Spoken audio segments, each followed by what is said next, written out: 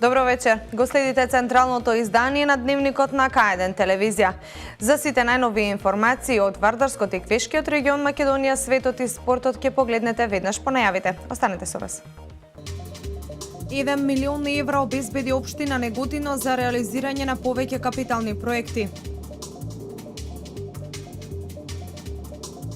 Велешката територијална противпожарна единица се соочува со недостаток на пожарникари.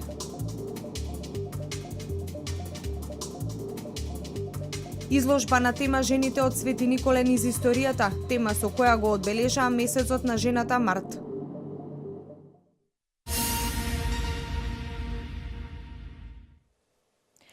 Секојдневно расте поддршката од граѓаните за зачувување на унитарноста на Македонија и отфрлање на тиранската платформа. Спортисти, лекари, професори ширум градовите во земјава се само дел од листата на поддржувачи кои речиси 40 дена испраќаат пораки за отфрлање на платформата и зачувување на македонскиот мајчин јазик како единствен. Повеќе од 40 на дена во повеќе од 40 на општини, граѓаните се на протести организирани од граѓанската иницијатива за заедничка Македонија. Целта е да се испрати порака до дел од домашните и странски политичари, дека за нив неприфатлива е тиранската платформа. Целосно неприфаќање на платформата, целосно отфрлање и брзи експресни избори да се одржи со пократко. Заедно со локалните избори и на тој имаш секи па тогаш они ќе изнесат нивната платформа на предизборите и кампањата. Партиите се знае кои се за заедничка Македонија, колку се за да се реши овој проблем вака што стана, ама дали тоа ќе прифатат од другата страна, а најпабетно само предвремени избори да има, тоа е само спас. Велеска, Вадарци, Неготино и Свети Николе се општините од Вардарскиот регион во кој секојдневно се протестира. Организаторите задоволни од масовноста, велат и по толку денови, енергијата која се чувствувала на улиците била позитивна. Граѓанската иницијатива за заедничка Македонија се разбуди на време и ние ќе победиме. Ние сме на вистинската страна и ние ќе успееме. Спортисти, лекари, професори, ова се дел од листата на поддржувачи кои ја испраќаа пораката за отфрлање на платформата. Моите предциегијци беа казнети затоа што се македонци. Тие не можеа да си ги посетат огништата. Им беше забрането да ги посетат македонските цркви и гробови, да се насмеат и да заплачат на македонски, да им се чуе зборот македонски им беше забрането. Ова се лекциите кои со камшик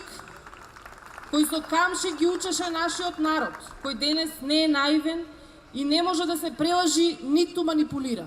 Ние децата ги учиме како да си ја сакаат нашата земја, како да ја пеат нашата химна и како е знамето на Македонија. Ние не ги учиме децата да шкртат, да фрлат бои и да се урнисуваат државата. Ние ги штитиме, ги учиме од мали нозе на патриотизам, да си ја сакаат оваа држава.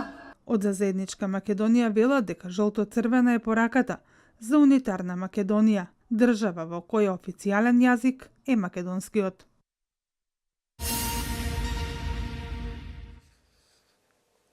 Општина Неготино обезбеди финансиски средства во висина од 1 милион евра за реализирање на повеќе капитални проекти. Овие средства се обезбедени како резултат на аплицирањето на повеќе проекти од ИПА програмата на Европската унија, а во соработка со општините Алпумија и Пела. 1 милион евра европски пари повторно обезбеди општина Неготино. Станува збор за проект од ИПА програмата на Европската унија, кој општината ќе го реализира заедно со грчките општини Алмопија и Пела. Со овие пари, градоначалникот Апостолов вели дека ќе се реализираат неколку проектни активности. Првиот проект е за изградба на главен колектор за отпадни води за приклучување на селото Именик во системот на отпадни води во Неготино, во должина од околу 2 км и 300 метри. Изработка, со тоа че изработиме комплетна техничка документација за изградба и на прочистителна станица за сите отпадни води од град Неготино. Тоа е вредност околу 30.000 евра, што е доста од круцијално значење. За потребите на јавното предпријатие Комуналец ќе биде набавена опрема за одржување на канализационите системи за поефикасно работење на локалното комунално предпријатие. Исто така ќе бидат купени ултразвучни мерачи за проток на вода, односно геофони за детектирање на загубите на вода во водоснабдителниот систем на општина Неготино. Ќе извршиме и замена на целото улично осветлување во општина Неготино, значи преку голем број активности. Тоа е вториот проект во соработка со општината Пела, ќе се заменат 1410 постоечки живини и натриумови светелки со нови лед штедливи светелки, кои како и дислокација на мерачи, броила и автоматика за стандардизирани ормани надвор од трафостаница на ЕВН или вкупно 42 броја. Преку овој проект ќе бидат извршени интервенции во општинската зграда за подобрување на енергетската ефикасност, како и интервенции во зградата на Средното општинско училиште Свети Кирил и Методи за подобрување на енергетската ефикасност преку инсталација на санитарна топла вода во спортската сала и лабораторијата по хемија, поставување на 5 панели сончеви колектори, 3 цевоводи со автоматика, поставување на 5 бойлери резервоари, замена на 95 прозорци во гимназијата со разни димензии и друго. Ова нема да биде прва соработка на општина Неготино со грчка Алмупија. Тие во изминатиот период успешно реализираа инфраструктурен проект и проект за развој на пчеларството.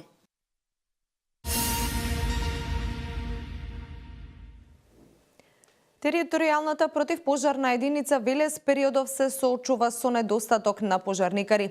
Иако се трудиме секогаш да бидеме на висина на задачата, сепак ова е голем проблем за нас, вели командирот Лепидовски, кој очекува дека најбрзо ќе биде решен проблемот. Од локалната самоуправа потенцираат дека политичката криза во Република Македонија се повеќе чувствуваат и локалните институции, а тие гледаат да го решат проблемот што е можно полесно и побрзо. Околу 23 пожарникари во моментов се дел од територијалната противпожарна единица Велес, но според специфичноста на работата, секогаш е потребен кадар кој ќе биде подготвен во секое време, но и во доволен број. Во моментов се соочуваме со недостаток на пожарникари, вели командирот Лепидовски, но секогаш се трудиме да бидеме на висина на задачите и брзо да интервенираме онаму каде е потребно. Поради заменување на луѓето во пензија, а не потполнување на истиот кадар, доаѓаме до мањак на човечки ресурси, што ќе би отежнувала работата при интервенција, односно би биле загрозени и самите пожарникари и самите граѓани при действувањето, ради тоа што при една мобилизација на единицата во еден период кога би се појавил пожар, за да се собереме за 15-20 минути, може би да дојде до некоја несакана ситуација. Ради тоа што мора да ги запазиме правилата и мора да законот за пожарникарство што мора да има минимум 7 здрави пожарникари што ќе действуваат при првиот бран на интервенции.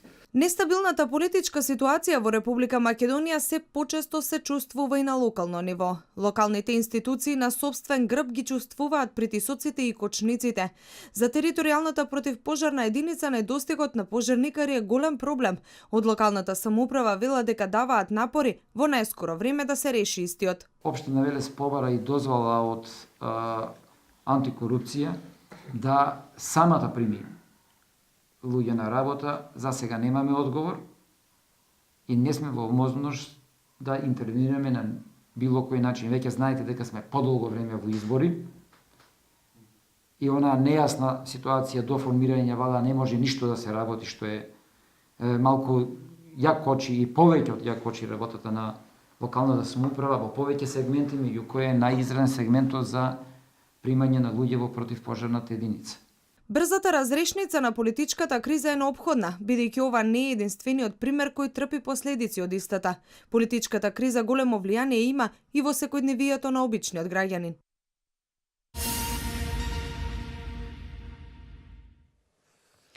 Предлог одлука за откажување од корисничко право од недвижен имот, советнички прашања, предлог одлука за давање на времено користење на простории се дел од 10 поставени точки на дневниот ред на 67-та седница на Советот на општина Велес, која ќе се одржи во среда со почеток во 13 часот. Советот на општина Велес во среда со почеток во 13 часот ќе ја одржи 67-та седница на која се поставени 10 точки на дневен ред. Првата точка е предвидена за советнички прашања, а потоа следат предлог одлуки за давање на времено користење просторија од објект на Сдруженијето на пензионери Велес, за пренесување на основно средство на ЈКП Дервен за откажување од корисничко право од недвижен имот. Како шеста точка е предлог одлука за откажување од корисничко право од недвижен имот на општина Велес за утврдување на потреба од пренамена на површина со класа намена D2, заштитно зеленило во класа на намена А1 домување во стамбени куќи заради усогласување на намената на бесправните објекти изградени во катастарска општина Велес, за утврдување на потреба за донесување на урбанистичко-планска документација со која ќе се врши проширување на планскиот опфат и вклопување на бесправните објекти изградени во катастарска општина Велес, за утврдување на приоритет на проект воведување на водомери со далечинско отчитување во град Велес. 10-та точка е предлог решение за давање согласност на одлука за усвојување на ценовник за користење на салата Бели Мугри и медиотеката на локалната библиотека Гоце Делчев од Велес.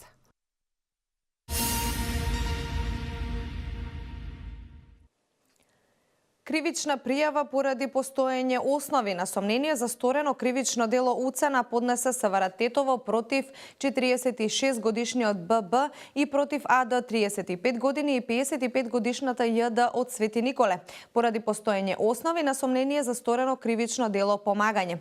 Првопријавениот ББ, кој бил на издржување казна затвор во затворот Штип, во својот мобилен телефон имал фотографии од 40 годишна тетовчанка со компромитирачка содржина кои самата му ги испраќала на Viber.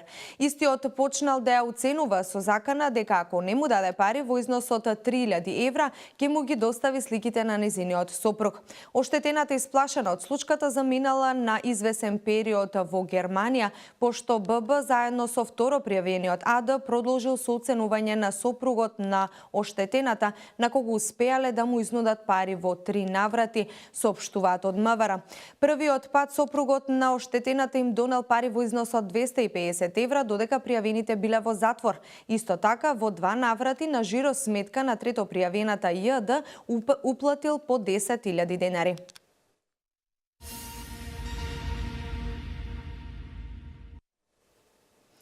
Изложба Жените од Свети Николе низ историјата ќе се одржи во среда на 12 април во Народниот музеј Свети Николе.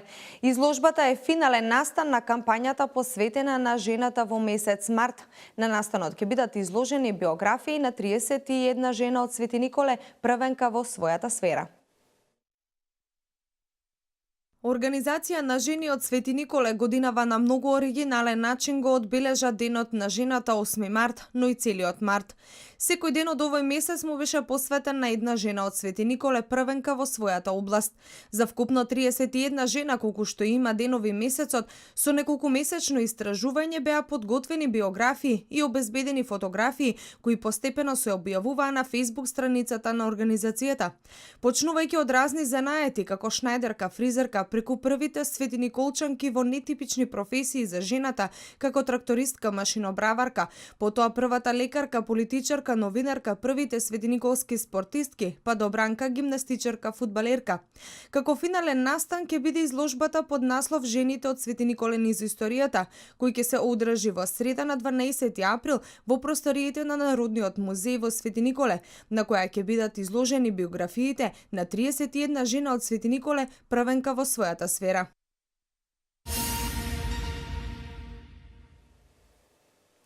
Нови интересни графити со порака "Младост без лудост" се појавија на повеќе локации во Скопје. Илустрирани пораки, уметнички креации, графити, како и да ги наречеме, викендов го одземаа вниманието на случајните минувачи.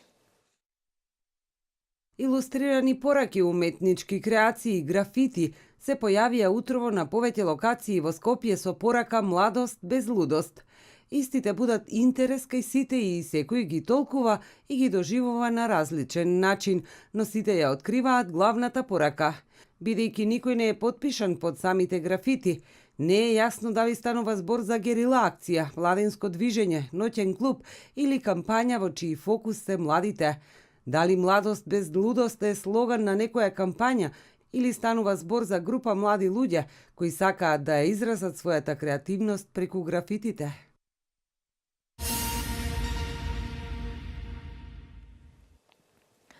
Председателот Ѓорѓе Иванов по повод еврејскиот празник Пасха упати честитка до председателката на еврејската заедница во Република Македонија Берта Романо Николиќ. Евреите низ светот од поколение на поколение одбележувањето на овој ден го поврзуваат со борбата за слобода и за непокорност како символ на ново раѓање и надеж. Негувајќи ја традицијата, ги негувате вистинските вредности на религијата, поколението и ја славите слободата, наведува Иванов во честитката. Меѓу другото, македонскиот председател посочува дека заеднички треба да придонесеме за почитувањето на религиските и на културните посебности, создавајќи вредности за идните генерации. Во продолжение следуваат вести од Македонија. На 10-тото продолжение на конститутивната седница во Собранието на Република Македонија, на која се расправа за изборот на Комисијата за изборите и именувањата, пратениците продолжија со реплики и процедурални забелешки. СДСМ повторно побара од председавачот на седницата Трајко Велјановски да се премине на 4-та точка на дневен ред, односно изборот за председател на Собранието, повикувајќи се на член 78. Од ВМРО ДПМНЕ велат дека со тоа се крши деловничкото право и претресот треба да трае додека не се исцрпи листата со пријавени пратеници за збор. Оливер Спасовски смета дека расправата се одолговлекува, оти најмалку има плодна работа од која ќе произлезат сериозни аргументи со кои што ќе се расчистат дилемите во јавноста. Крсто Муковски од ВМРО ДПМНЕ, повикувајќи се на член 80 став 1, рече дека претресот трае додека не се исцрпи листата на пријавени за збор. Муковски додаде дека точката за која што е отворена расправа не може да биде прекината додека не заврши претресот, односно додека не се испочитува правото на збор на сите пратеници кои што се пријавиле за дискусија. Не може деловникот да биде жртва и слободата на говорот на пратениците избрани од народот да бидат помалку важни од изборите и изборната демократија од она што е договорено на изборите, посочи Антонио Милошовски.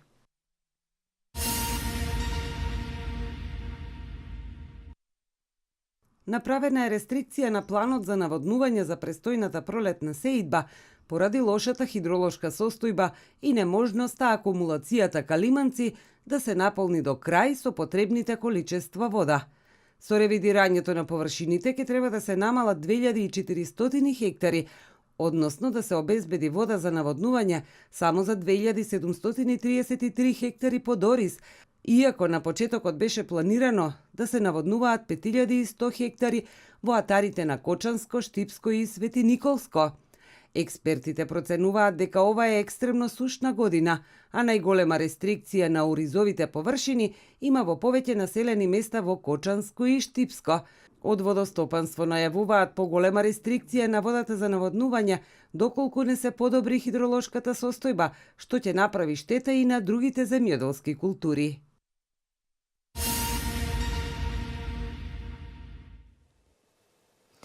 За 30,7% ќе се намали јапонското население во следните 50 години, се наведува во денеска објавениот извештај на владата во Токио. Населението се очекува да се намали до 88,08 милиони луѓе до 2065 година од 127 милиони колку што биле во 2015 година, се додава во извештајот.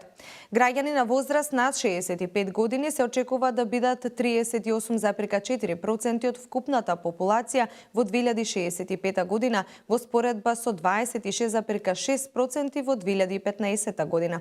Населението во Јапонија ќе се намали под 100 милиони во 2053 година, споредено со претходниот извештај каде беше назначена 2048 година. Следуваат останатите информации од светот.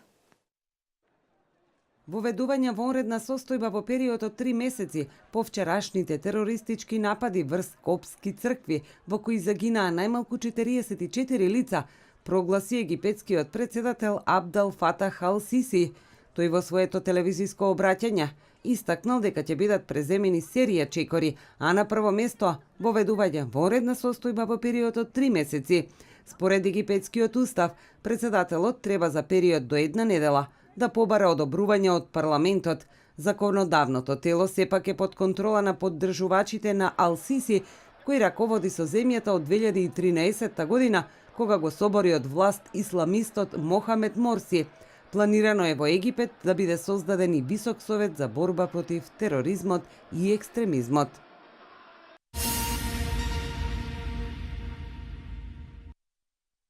Самит во Мадрид денеска ќе одржат лидерите од земјите во Јужна Европа со цел да покажат единство откако Велика Британија го започна процесот за излез од Европската Унија. Во палатата Прадо состанок ќе одржат премиерот на Шпанија Маријано Рахој и лидерите на Франција, Италија, Португалија, Грција, Кипар и Малта.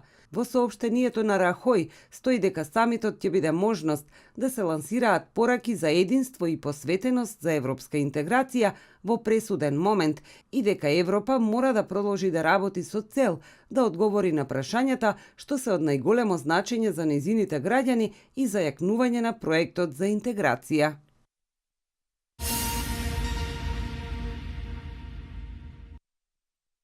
Превземање силни мерки против Северна Кореја доколку Пјонгјанг изведе нуклеарна проба или тестира лансирање на интерконтинентални балистички ракети, договорија представници на Кина и на Јужна Кореја за нуклеарно вооружување.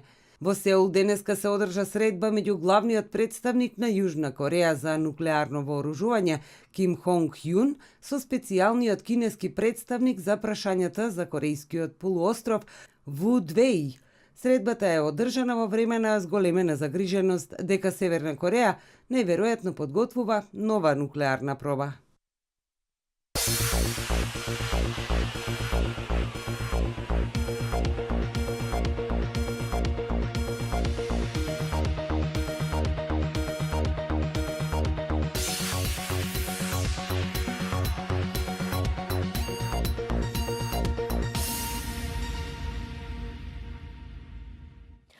Ракометарите на Еврофарм Работник стигнаа до првата своја победа во плејофот од Суперлигата, славејќи на гостувањето против ГРК Борец со 26:32. Битолчани до триумфот стигнаа благодарение на далеко поквалитетното одиграно второ полувреме, кое беше и пресудно. Четворица ракометари на машкиот ракометен шампион Вардар се најдоа во идеалниот тим на F4 на СЕХА Лигата. Ова се најновите информации од спортот. Во рамки на третото коло од македонскиот плејоф, ракометарите на градскиот ракометен клуб Борец вчера вечер на домашен терен загубија од Еврофарм Работник со резултатот 26:32. Ова е прва победа за Еврофарм во плејофот од Суперлигата. Во првиот дел домашните ракометари во полната сала Гемиџи константно беа во водство и благодарение на тоа водство на пауза заминаа со предност од 13:10. За тренерот на Борец Васил Василев, главната причина за поразот е големиот број повредени играчи. Одиграме коректно во поголемиот дел на преврот, кога немаме снага. Физичката припременост и поголемиот број на ротации на противничката екипа дојдоа до израз. Наиме, видовте во со кој состав играме. Ни фала 4 играчи од задната линија, навистина тешко таков хендикеп да се надополни на еден надпревар. Во вториот дел и по советите од тренерот Антон Бушковски, битолчани со добра игра во одбрана направија целосен пресврт и преку Серхио Барош и Лазар Мајнов го презедоа водството. Играме катастрофално прво полувреме. Во второто малку се консолидираме, нормално дека Велес заслужува суперлигаш. Драго ми е за оваа публика овдека, стварно се сум доаѓал пред 5000 тука публика, се надам дека ракометот ќе се врати на големи врати. Нормално дека направиме на полувреме некои измени кои стварно мораше да се направат. Мислам дека и поголемата ротација што имаме во мојата екипа доведе да го добиеме овој надпревар. Следен надпревар за тимот на Еврофарм Работник е дуелот против тимот на Вардар во спортската сала Младост на 11 април, а Борец го пречекува лидерот Металург на 13.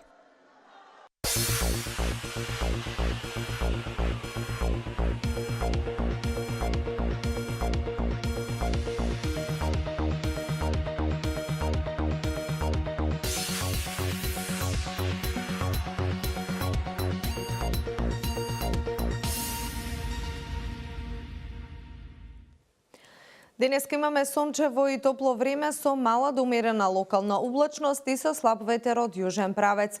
Минималната температура се движеше од -2 до 6 степени Целзиусови, а максималната во интервал од 16 до 23 степени. Според управата за хидрометеоролошки работи, во наредните денови ќе преовладува променливо облачно време. Во вторник во планинските подрачја ќе има услови за локален дожд, а во среда на повеќе места се очекуваат повремени врнежи од дожд. Ќе дува умерен северен ветер, а дневната температура ќе опадне за 2 до 3 степени. Услови за слаб дожд ќе има и во следните 2 дена, кога и дневните температури повторно ќе бидат во пораст. Со оваа информација го завршуваме информативното издание на Дневникот на К1 телевизија. Јас ви благодарам за вниманието. Од мене пријатно.